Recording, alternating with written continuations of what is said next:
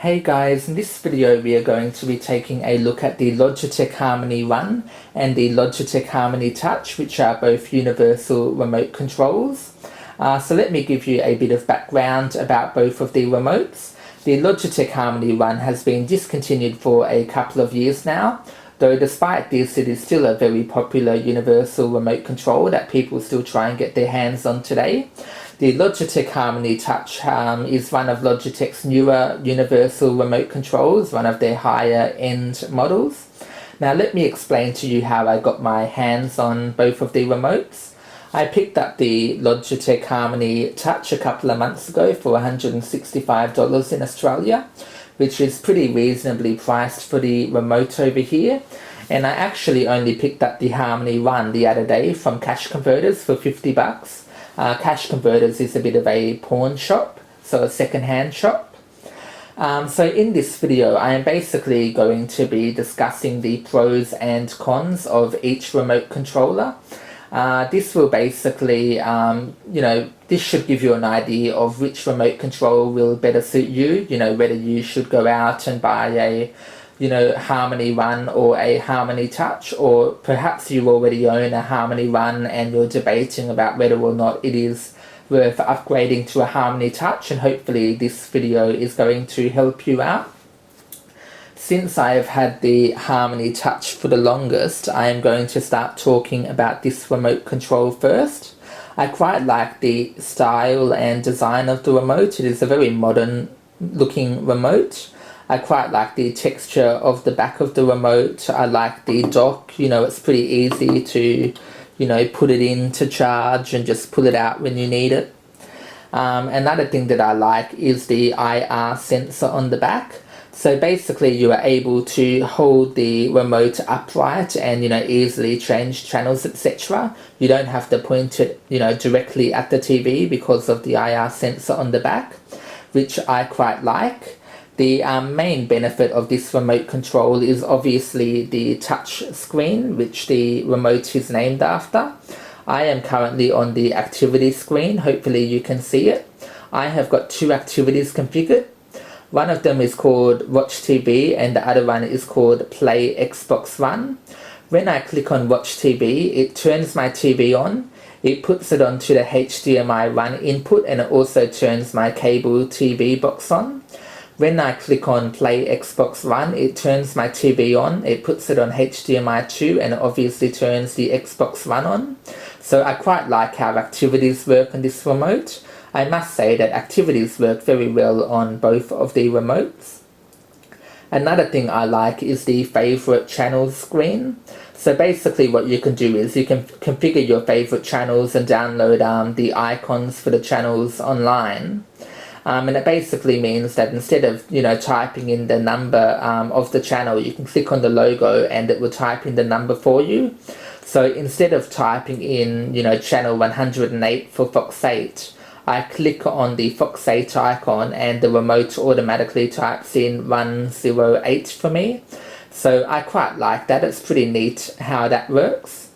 The one downside about this remote control compared to the Harmony One is that there is unfortunately a bit of lag. And when I say there is lag, I mean there's a bit of lag between you pressing the button and the action actually happening on the device that you are trying to control. I have played around with all of the settings and I'm unfortunately unable to get rid of this lag completely. Though I do find that the Harmony One is slightly more responsive than the Harmony Touch in terms of response time, which is a bit of a shame. Now let's move on to the cons of the remote control. The main con for me, which is a big deal for me, it might not be a big deal for everyone, though the main con for me is what you call the transport keys. The transport keys are basically the play, pause, previous, next buttons. I do not like where they are placed. I find it to be very unergonomic.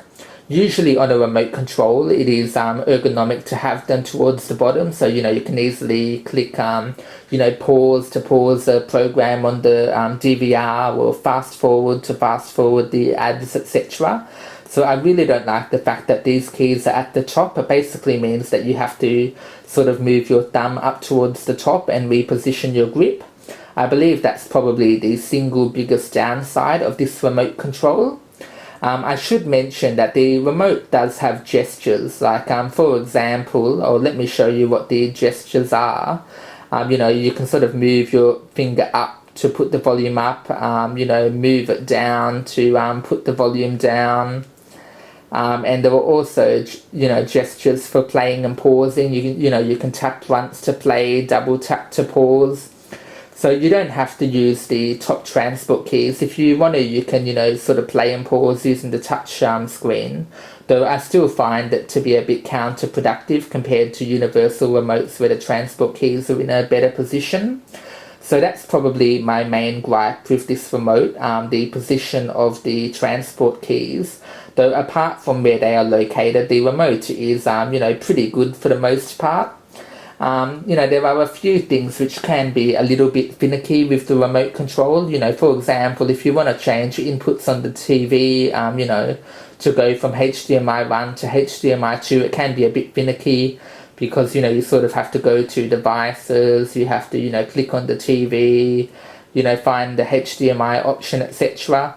So whilst this is a very good remote, I find that the touch screen can actually make some tasks take a little bit longer than they would with a traditional remote control. Overall, it is a very good remote control. I must say that you can't go too wrong with purchasing it. If you can overlook the issue with the transport keys, then I would definitely recommend getting it.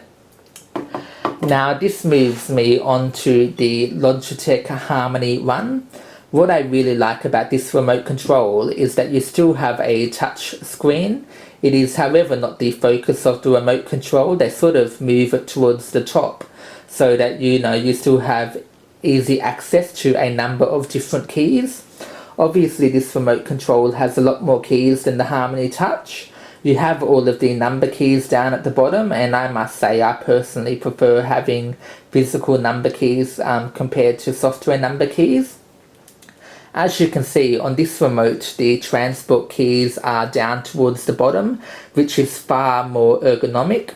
So see, you can easily click on, play, pause, rewind, fast forward, whereas you'd have to reach towards the top of the other remote. You have pretty easy access to the OK enter button and the arrow keys, easy access to volume and channel up and down.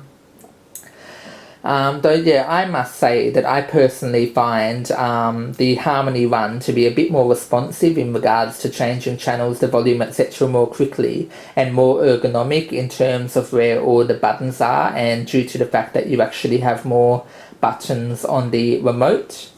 You still have a touch screen on the remote. It is, however, probably not as good as the touch screen on the Harmony Touch, which is to be expected since I believe this remote is a little bit older.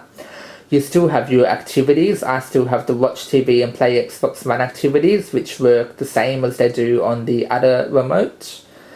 For example, I can click on Play TV and it will, start the Play TV activity the same way as it would on the other remote by, turning the TV, the DVR on, selecting the correct HDMI channel, etc.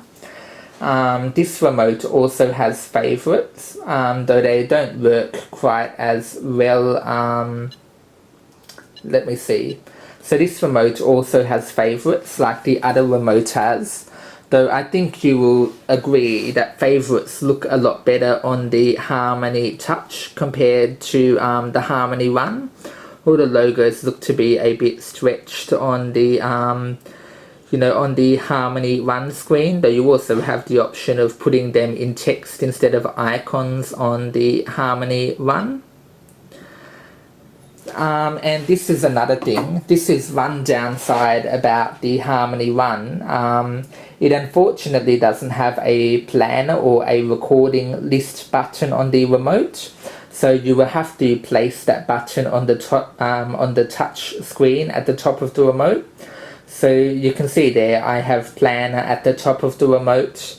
Yeah, there was unfortunately no plan or recordings button on the remote, so apart from that, it is generally pretty perfect. I mean, you have your guide button there, your info button there, so you pretty much have just about every button that you would ever need, really. And funnily enough, even though the touch is missing a lot of buttons, it does actually have a DVR button, so yeah, that's a bit funny.